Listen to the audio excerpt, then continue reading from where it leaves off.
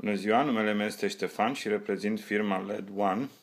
Astăzi am deosebită plăcere de a vă prezenta un tub cu LED de tipul T8 de 30 de W ce furnizează un flux luminos de 2500 de lumeni, echivalent unui tub clasic fosforescent de 56 de W. Tubul de față este cel mai puternic tub cu LED existent la ora actuală pe piață, fiind o alternativă foarte bună pentru schimbarea tuburilor fluorescente de 56 de W existente în toate unitățile de producție din România.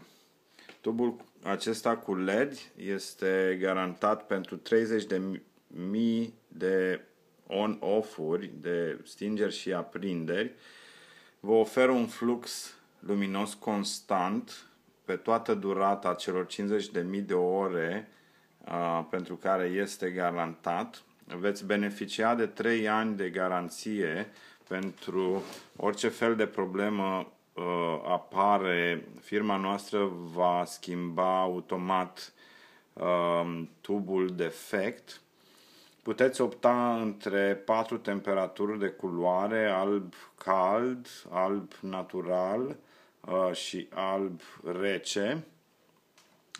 Pentru montarea acestui tub nu aveți nevoie decât de un starter LED, iar în cazul în care firma dumneavoastră are tuburi cu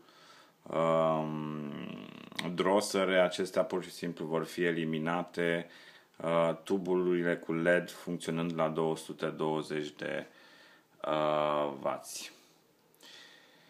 Pentru consumuri de mai mici cu 50%, pentru o lumină mai sănătoasă și pentru reduceri de cheltuieli fixe, vă recomandăm să folosiți acest tub pentru iluminarea spațiilor dumneavoastră industriale.